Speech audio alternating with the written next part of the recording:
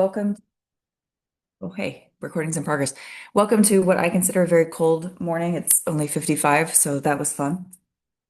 This morning, I do have the joy of introducing Dr. Tran. She's one of our current fourth year residents. She came to us after getting her DO in Alabama. Then she got her pediatric training in Oklahoma, after which she did go to California practicing as a pediatrician for a while before we were able to lure her to the world of child neurology. And thankfully, we had the opportunity to because she's been with us since for about a year and a half, and it's been great having her. Today, she's going to be talking to us about narcolepsy.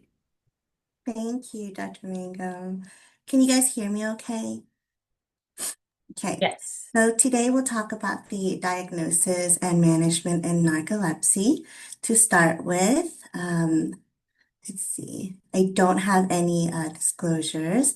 And then so today we'll kind of talk a little bit about the pathophysiology of narcolepsy. And then we'll move on to some signs and symptoms, and particularly the unique features that actually shows up in childhood presentation of narcolepsy that we actually don't see in adult patients. And then we'll talk a little bit more of the diagnostic criteria for narcolepsy, and then kind of go into treatment options that we have currently. Starting off, narcolepsy is a chronic neurological disorder characterized by a decreased ability to regulate the sleep-wake cycle that can cause a potentially disabling level of daytime sleepiness.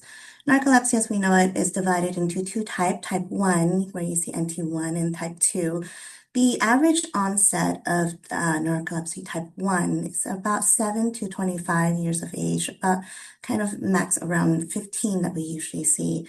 Narcolepsy type 2, there isn't as clear cut of a estimation of age, but usually we do see the onset typically around adolescence. Now, about a third of these patients actually develop their symptoms before they're 15 years old, and up to about 5% of the cases are seen before the child's actually 5-year-old age. The problem with the diagnosis is that the average kind of delay of diagnosis from the actual initial onset is about 8 to 15 years. And so we don't actually catch these patients until way later in life. So it's kind of important to kind of get your radar on when you see certain patients to make sure you don't miss the diagnosis. So we'll go on to a little bit of pathophysiology.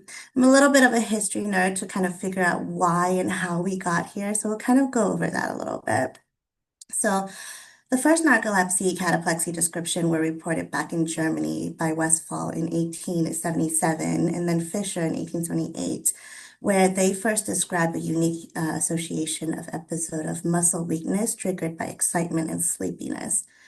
And then in 1880, Jeleno recognized the term narcolepsy as an actual clinical entity. And in 1902, the term cataplexy was coined by Levenfeld and as what we now recognize it as today.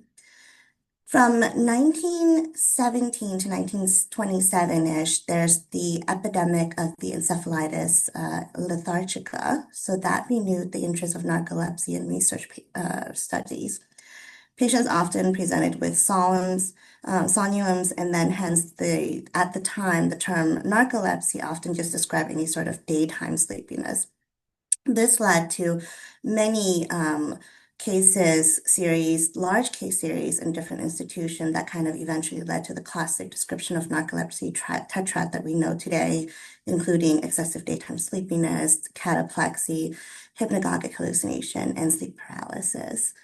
And in 1930, the association of somnolence and ocular paralysis recognized that the posterior hypothalamus was a critical region for the promotion of wakefulness. This is important because prior to this, it was kind of seen as a symptom of just common physiology and viewed as kind of a, quote, simple form of escape by some psychosomaticists, which we now know is actually very particularly at the lateral hypothalamus. Sleep onset REM periods was actually an idea that was first reported in 1960 and subsequently observed by many other studies together with some EEG studies for narcoleptic patients during sleep paralysis and hypnagogic hallucination, it was hypothesized that the dissociation of REM sleep is explained through the symptoms of the narcolepsy, leading to what we know now as the multiple sleep latency study that we use as a standard as a part of the diagnosis in 1970. It wasn't about like until 10 years later that we actually discovered an association with the HLA-DR2 in patients with narcolepsy. This was largely spearheaded by the Japanese researcher and then subsequently very quickly confirmed by many other researchers in Britain, Germany, France, and Canada. And then further, about 10 years later, in 1992, we showed some association with the African American population of HLA-DQB10602, which we'll talk extensively about a little bit later when we know that is very high in terms of the patients of narcolepsy type 1. The hypocretin or orexin was actually identified in 1998. It's very interesting because there's two separate investigators who kind of came to the same conclusion almost at the same time. And they specifically located the lateral hypothalamus, which is why you have hypocretin or orexin, which kind of is used interchangeably. Hypocretin 1 and 2, or orexin A and B, are essentially identical with the caveat that hypocretin 1 has 6 amino acid longer than compared to the orexin A. And in 1999, we were able to create a knockout mouse for the pre-pro hypocretin gene that was generated and shown to have sleep abnormality reminiscent of narcolepsy. A little bit furthermore about the genetic lines and animal testing. The first narcoleptic dog, as you kind of recall in your psychiatric book that you've learned back in medical school, was actually 1973. So there was a litter of Doberman with narcolepsy, and the first breed, kind of the first litter of affected narcolepsy dog was actually born in Stanford in 1976. And so in 1999, Dr. Monod of Stanford University published his theory of that the narcolepsy in dogs are actually potentially linked to an autosomal recessive mutation, specifically in Doberman and Labrador. And that is associated with a disruption in the exon of the hypocretin or the orexin receptor 2 gene. 2000s kind of herald large genome-wide projects, which led us to the association with hypocretin deficiency in humans. And in 2010, we saw a huge jump in narcolepsy cases that was associated with the 2009 H1N1 pandemic and immunizations. And subsequently, this kind of led to more research that identified the hypocretin autoreactive of CD4 T cells in narcolepsy and molecular mimicry between H1 and 1 hypocretin auto antigen that kind of strongly suggests that likely it's a autoimmune correlation. A little bit more about kind of how this works, as you can kind of see. So orexin stabilizes sleep and awake states. Hence, in its loss, it leads to trouble maintaining long periods of wake and sleep. So as you can see on the left in Exhibit A, the pathway in green involves many neurotransmitters, hence complicates the ability for us to kind of pinpoint exactly the pathway of the lesion of the diagnosis. So as a little bit of a review, so dopamine and norepinephrine, serotonin, and histamine inhibits REM, and acetylcholine is increased in both wakefulness and REM. The reticular activating system, or RAS, as we know it, also inhibits the sleep-promoting ventrolateral preoptic area and suppresses GABA, which in turn increases the activity of motor neurons and muscle tone. So we know that heightened emotion increases activity in the amygdala and subsequently the orexin-containing neuron, which suppresses REM. All of this is to say, kind of in normal wakefulness, orexin or hypocretin containing neurons in the lateral hypothalamus increases the activity of the nuclei of the reticular activating system, and that increases the wake-promoting neurotransmitters in the cortex, which then as a result, promotes arousal, enhance alertness, and help maintains the state of the wakefulness that we are currently in right now. There is a drop in the level of orexin significantly both during non-REM and REM sleep, and also near complete silence in the observed during the tonic REM sleep.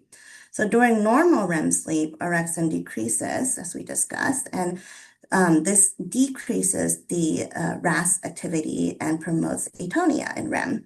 In narcolepsy type 1, the mechanism that separates the wake and the sleep becomes unstable without the sufficient level of orexin.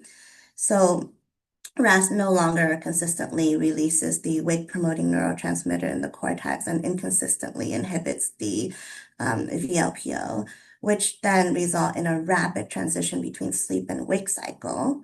And that allows the intrusions of the REM-related phenomenon into wakefulness.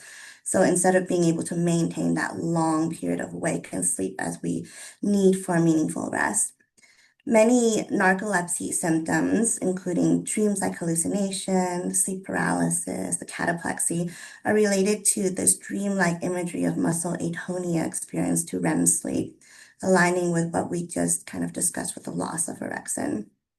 Orexin is also regulates appetite and energy homeostasis. So in REM, you can kind of imagine we enter a physiological fasting state, so kind of an appetite suppressant of sort. And so narcolepsy patients usually experience weight gain and metabolic disturbances due to this loss of hormone, leading to kind of varied of other comorbidity and significant of weight gain and depression. So this graph, as we kind of discussed earlier, the DQB10602HLA typing is highly associated with narcoleptic type 1 patient. This gene is actually critically for the immune system to organize T cells response to bacterial and viral infections. We became increasingly aware of the association of upper airway infection narcolepsy, for example, suggesting that there's an association with streptococcus infection with narcoleptic patients. The left graph in A shows that there's a yearly onset of new cases of narcolepsy. You can kind of see that in 2010, there's a huge spike that was kind of following the H1N1 pandemic in 2009, and then a return back to baseline right after that. And then the graph on the right demonstrates the seasonal pattern onset of narcolepsy in Chinese narcoleptic patients, showing a high risk of spring and summer versus winter, kind of where they're infectious of upper respiratory infections that they see. The theory essentially is that from the immunization, from the influenza virus and streptococcus infection, all these kind of upper respiratory presents itself to the dendritic cells, and then we then activate our T cell mediated activation. And somehow this actually cross react with our body in terms of molecular mimicry and affect our orexin neuron at the lateral hypothalamus. So in Stanford, actually cross-reacted CD4 T cells reacted with the HCR T56 and 68, essentially the genes, and that represents the DQB0602 in narcolepsy patient. And they concluded that something in the vaccine could cross-stimulate hypocretin autoreactive T cells, kind of similar to the molecular mimicry, which led to a more convincing association that molecular mimicry and infectious agents is a possible trigger of an autoimmune destruction in the orexin neurons. Kind of talking about clinical presentation now, I really like this CHESS acronym that kind of reminds me a little bit of what each of the symptoms are. Starting off, the first one is cataplexy. So cataplexy is the most specific symptoms of narcolepsy. About 80% of children with narcolepsy actually has this. It's characterized by a sudden, transient, and symmetric loss of muscle tone arising from strong emotion, such as laughter, surprises, anger, fright, and even just anticipation of reward. And the severity of the attack ranges from just a slight head drop to a shoulder drop to just eventually buckling of the knee or a sudden collapse to the floor. Notably, though, kind of differentiate from seizures, consciousness is fully preserved. And the episode usually lasts less than 1 minute with full return to baseline thereafter. The next part of narcolepsy is the hallucinations.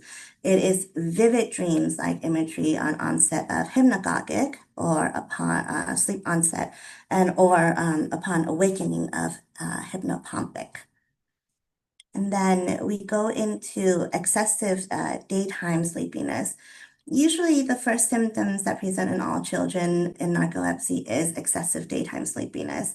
The lapse into sleep can occur throughout the day, but most of the time it occurs during kind of boring activity for them, where they're just sitting in a classroom, they're reading a book, or they're watching a cartoon, or they'll be dreaming in a car. Most patients actually report that short naps are very refreshing. And of note, kind of reminding you about what normal sleep looks like in children. Usually, children outgrow the need to nap by the time they're in school age. So, hence, a kid who's like 5 to 6 year old needing to have naps frequently throughout the day should raise some clinical suspicion of like, what does your sleep hygiene look like? Is there another cause to this? Um, the kind of tools that we can use is the pediatric daytime sleepiness scale that's validated for kids for 11 to 15 years old. And there's also the Epworth sleepiness scales that's been modified for children and adolescents as well that we can kind of screen for it. The next one is sleep paralysis, which this I think is most fascinating to me. It's essentially a momentarily inability to move the body as you're kind of drifting off to sleep or upon waking up. So you can imagine combined with kind of that hallucination upon waking up and sleeping, it can be pretty frightening where you're seeing this very vivid imagery, but yet you're not able to move at all or even respond to it. So often kids are not able to really reliably give us the history of hallucination, right? So the sleep paralysis and like likely will manifest as just kind of being frightening dreams and usually kind of described as nightmares or sleep terrors or kind of other parasomnias.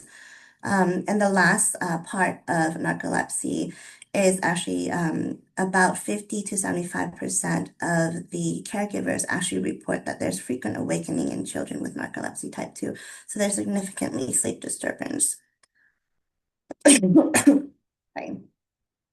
In terms of age of onset, like we talked about, a third of the patients develop symptoms before 15 years of age. But narcolepsy itself is a lifelong disorder and most commonly seen in the first, second, or third decade of their life. Initial symptoms of daytime sleepiness usually present in kids as inattentiveness, hyperactive, emotionally labile, or kind of impulsive behavior.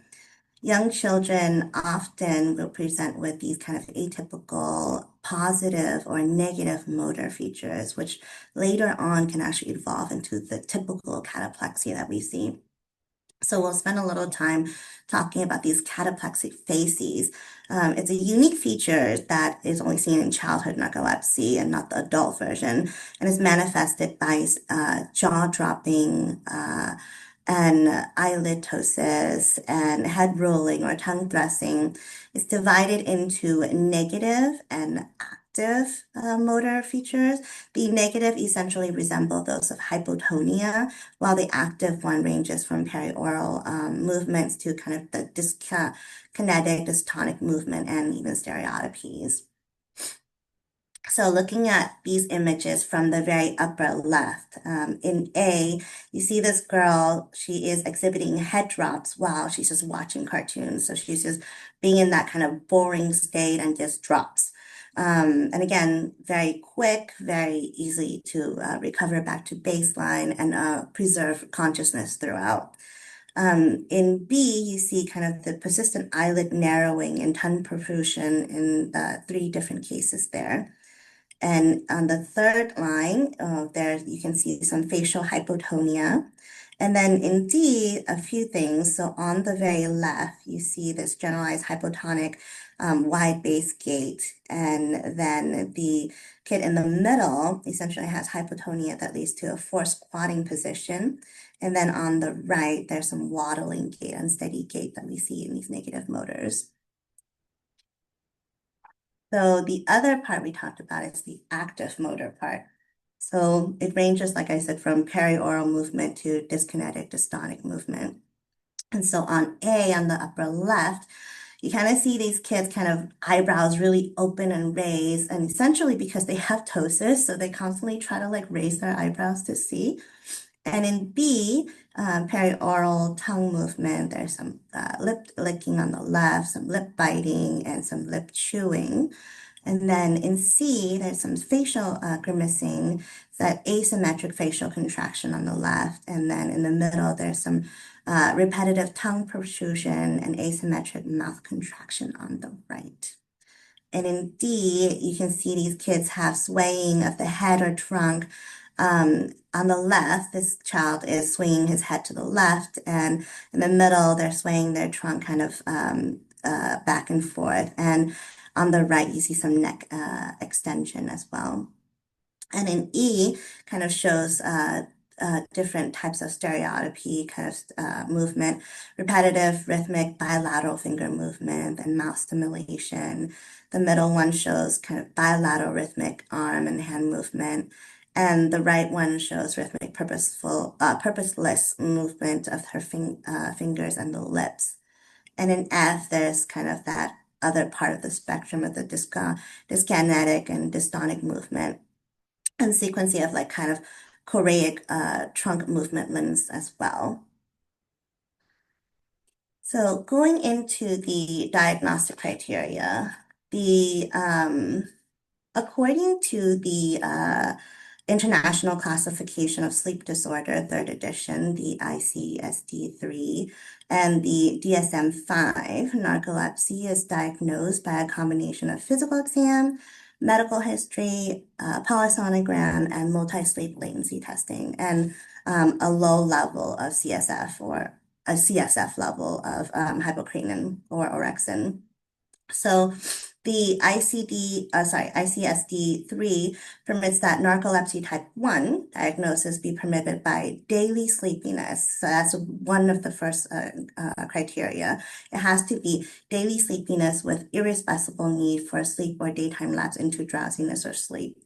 And following that, at least one of the following. So either your CSF is low, under 110, or undetectable, or you have a sleep onset REM period on your sleep study with cataplexy, or you have a sleep onset REM period on your multiple sleep latency test plus cataplexy. So as you can tell, cataplexy is actually required for the diagnosis of narcolepsy type 1.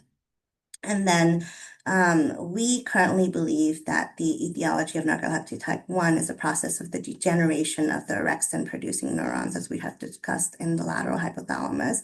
So the criteria of orexin level in the CSF being low or undetectable is actually kind of that's why it's a part of the diagnosis criteria for type 1.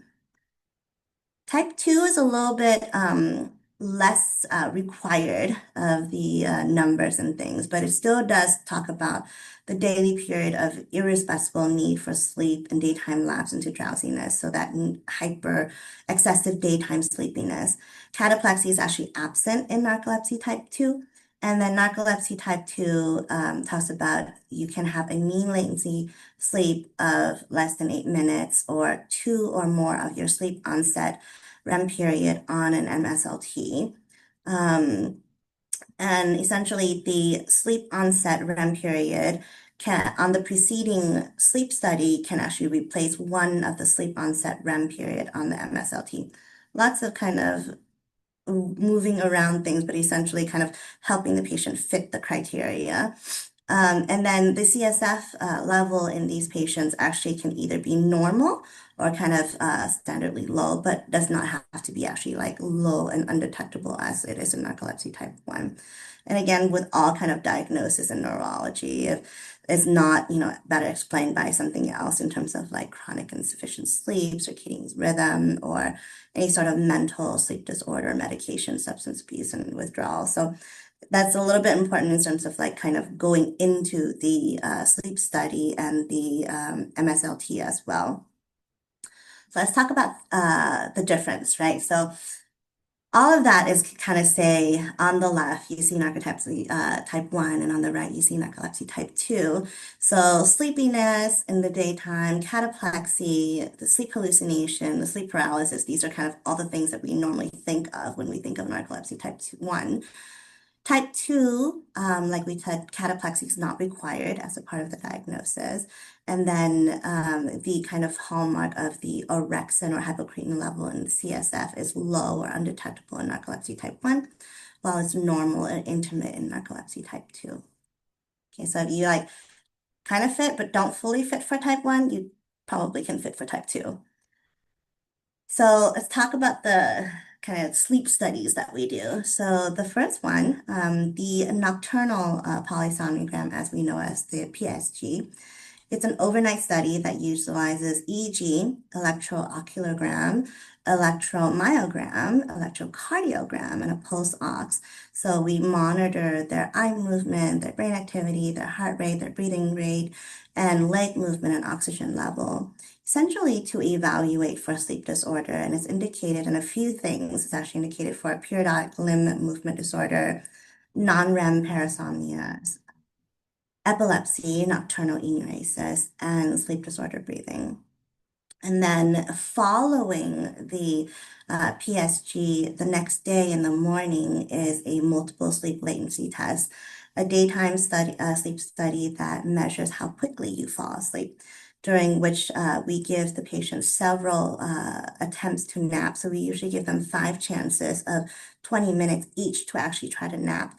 And that's indicated for patients with suspected narcolepsy or idiopathic hypersomnia. The sensitivity for the test is actually pretty high. It's 90 to 95% with a specificity of 93 to 95%. Reliably, about 72% of narcolepsy type 1 patients will be positive on a multi-sleep latency test.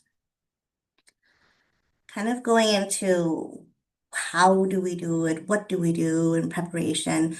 Um, the American Academy of Sleep Medicine, AASM, published in 2023 new guidelines for the MSLT in diagnosing narcolepsy. So these guidelines kind of help patients prepare and clinicians to also prepare them to, so that way they know how the test actually works. So the MSLT should be performed and attended after the sleep study that has been allowed. The thing is, if the patient hasn't had a full 8 hours of sleep in bed or full 7 hours total of sleep, then the MSLT should not be performed the next day. So if you don't have a good data of the sleep study from the night before, really there's no indication to proceed with the next one. So that's why sometimes if you send your patients and you want them to have the narcolepsy diagnosis, but they didn't have a good sleep study from the night before, that's one of the reasons why they wouldn't have an MSLT the next day. Of note that if their CPAP or their PAP pressures have been changed or adjusted, then the MSLT also should not be performed as well because that can confound a few things. So prior to the study, we recommend that patients get adequate sleep, and this is usually documented by either a sleep diary or ideally actigraphy prior to the study. And patients is recommended to be treated for other sleep disorder causing daytime sleepiness prior to MSLT. So lots of sleep hygiene things and make sure things are kind of stable and well controlled before jumping into the MSLT. Generally, medications with alerting or sedating or REM modulating properties should be stopped at least 2 weeks prior to the MSLT. And ideally, there's lots of word about caffeine, but ideally, we'd like them to not have any caffeine for also around that kind of 2 weeks leading up to the MSLT to not confound the result. One of the things that kind of surprised me is that on the day of the MSLT, patients should know that they will have a urine drug test to be obtained because that will actually ensure the adherence of medication plans. We trust patients, but we'd like to confirm. And then patients also should avoid insufficient sleep. So kind of looking at insufficient sleep on the table on the left. So you can kind of see that the range amount of sleep for kids who are 4 to 12 months is like 16 hours, ranging up to kind of our 6 to 12-year-old, they should have about 9 to 12 hours. So if they are, I think a lot of kids that come into our clinic are getting like maybe 5 to 6 hours of sleep. That needs to be fixed before we actually like kind of jump into, well, is this narcolepsy? Should we go ahead and sit for a multi-sleep latency test? Because again, they are not having sufficient sleep. Mhm. Okay. Um, the kind of the next part of diagnosing, the question is like, well, okay, so we talk about genetics. So what about genetics? Can we do genetic testing? There's been a lot of genetic testing that's been kind of thrown around and tried and kind of not really showing significantly in human. We do know that narcolepsy in dogs, specifically like we talked about the Labrador and the Doberman at Stanford, did propose an autosomal recessive mutation, and it's essentially the disruption of the gene. But when they do kind of try to apply that to humans, there's multiple other genes that really isn't as a clear cut. And so human reliability genetic testing is actually has not been established. So then let's talk a little bit about HLA typing. So HLA typing, the DQB10602 is actually highly sensitive, meaning it can rule out, but not specific for a marker of narcolepsy type 1. And it's used as a supportive testing rather than a primary diagnostic tool. So over 98% of these patients, narcolepsy type 1, actually carry this mutation. But the problem is that in the general population, 12 to 30% of just normal walking around patients without any narcoleptic symptoms have this mutation. So it's kind of like, okay. So really the presence of it neither is necessary or sufficient for the diagnosis, though if you are negative for it, it kind of helps to say, oh, maybe you don't have narcolepsy. And of note, CMS does not cover for this testing. So that kind of is another roadblock for us in terms of getting to the diagnosis as well. We'll move on to therapies. A little bit more history again. So very prior to 1935, there's various kind of methods that was initially proposed. They talked about intrathecal injection of air. They talked about CSF removal, radiation of the hypothalamic regions. Um, ephedrine was show some like marginal effects. And in 1935, amphetamines was actually started as treatment. And in 1960s, our colleagues at Mayo actually introduced methamphetamine as an effective treatment. I'm sorry, methylphenidate as an effective treatment. And then Japanese researcher also added on imipramine, a TCA in 1957 for treatment of human cataplexy, so not sleep attack though. So that established kind of the dual stimulant antidepressant treatment that we've seen commonly used in adults today. Modafinil was first introduced in 1983 and subsequently approved in 1998 for adults. It primarily inhibits the dopamine transporter, preventing the reuptake, thereby increasing extracellular dopamine levels and increasing arousal, alertness, and motivation. The next medication we talk about is the gamma hydroxybutyrate, GHB, or sodium oxybate, well popularized as the date rape drug, unfortunately, but it is in synthetic hypnotic. It was first approved in 2002 for adults and then subsequently in 2018 for the pediatric population older than 7 years of age. So unlike other synthetic hypnotic, it actually does not suppress REM sleep and it potentially improves the nocturnal dysomnia that we see. Low dose of the sodium oxybate have been shown to induce both REM and non-REM sleep. In 2024, pitocin was approved for a pediatric population of children more than 6 years of age. It is a competitive antagonist and inverse antagonist of the histamine 3 receptor. This leads to increase of histamine level, thereby stimulating that wake promoting center that we talked about earlier. Now, there has been many other specific orexin receptors and other kind of research down the pipeline, but there's a lot of challenges in terms of the um, efficacy and the kind of adverse effect and safety profile. So things are kind of still in the pipeline in terms of what our next step is in terms of treatment. Okay. So the mainstay of narcolepsy treatment focuses on symptomatic management, targeting sleepiness, cataplexy, and other symptoms such as like mood disturbance and disturbed night sleep.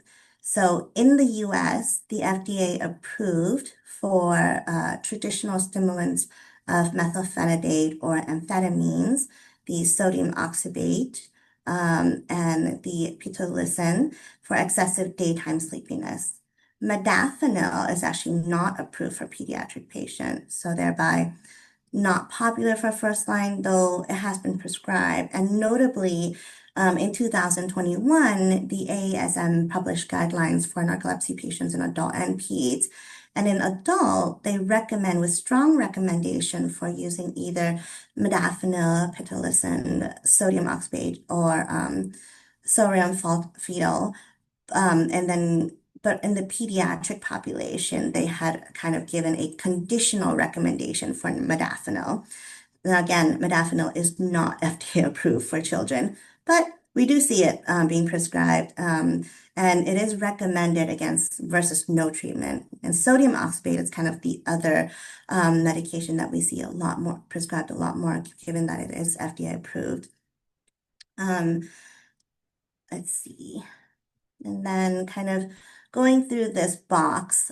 So if you have EDS, which is excessive daytime sleepiness, kind of unique symptoms, then we usually recommend for monotherapy. So using a single drug is always better than using a combination of drugs, especially in this kind of stimulating picture. Either for children, then we would either start with modafinil or sodium oxybate. But I've seen methylphenidate, amphetamine derivatives, has showed with excessive daytime sleepiness and cataplexy. You can do, again, kind of that just sodium oxybate, or you can do a combined therapy.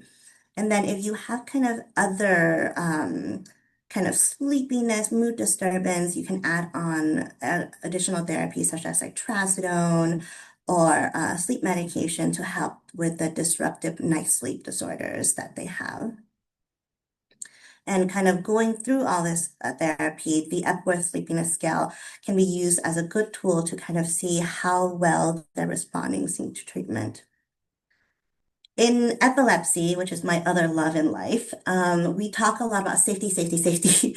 And so narcolepsy itself is, we also wanted to talk about safety as well. So as you can imagine, narcolepsy can be quite potentially disabling for many patients. Therefore, safety counseling is important, especially with the drugs and everything as well.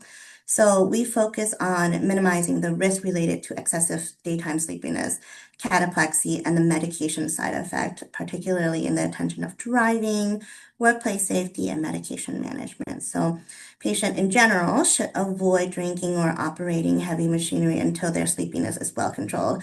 And then because the sleepiness is very much just overwhelms them, take them over. So there's medication-specific counseling. So sodium oxybate can cause dizziness, nausea, coma, respiratory depression if they overdose. It's pretty well controlled in terms of the pharmacy is a specialized pharmacy that sends out to them and has all this regulation. So we hope that actually really helps as well. Behavioral and lifestyle interventions. So good sleep hygiene, regular sleep-wake schedule, and scheduled daytime naps. These kids or these parents, or sorry, these patients actually do need regular naps as they actually do feel very refreshed after the naps. And we do recommend regular exercise. And the narcolepsynetwork.org is actually a very plentiful resource. They have lots of letters for teachers, kind of explaining like, this is my diagnosis, this is what happens to me. If I have a sleep attack, please do this for me. Please, don't kind of escalate things. There's 504 plans available and lots of samples that can really help these kids as well. And so going to the Q&A section. Oh, sorry. Do anyone have any questions or concerns? Oh, there's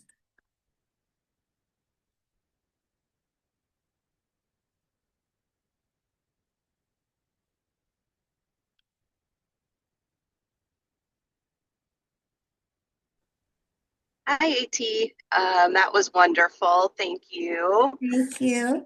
Know if there are any studies like demonstrating increased rates of like anxiety and depression associated with narcolepsy? And then, you know, as we know, anxiety and depression can also go along with things like hypersomnia. And how do you start to differentiate then what's their narcolepsy symptoms versus what is, related to mood dysfunction?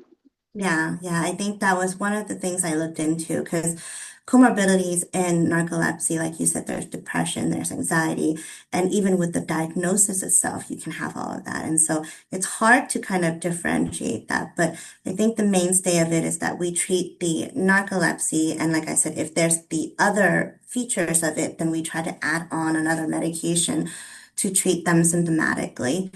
Um, of course, it's hard, right? It's hard to kind of say, does the egg cause the chicken or the chicken cause the egg? But in general, if we focus on the narcolepsy part and then help kind of adjunct treat the other part, I think that's kind of where we're going at this point.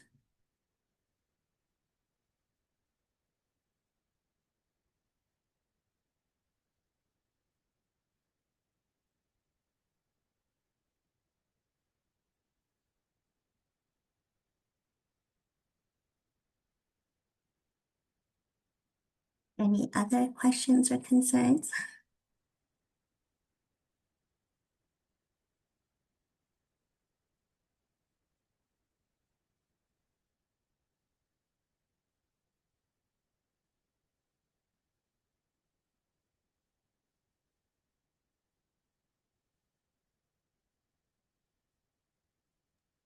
I don't see any more questions in the chat. Does anybody have any more questions? One of the things that I kind of asked myself after doing all of this was like, well, COVID is technically a respiratory infection. Have we seen any sort of spike in narcolepsy diagnosis and setting of COVID? And from what I can see thus far from research, there hasn't really been any ex convincing data that there is an increase of narcolepsy onset diagnosis since the setting of COVID. But that is something to kind of um, to think about moving forward as well. Okay, if no one has questions, I will give you back the rest of your 15 minutes of your life of your Monday. Thank you so much for joining us this morning. Thank you. Have a good rest of your day. Bye. Thank you, Dr. Tran. That was fabulous. Thanks, Thank Christina. you.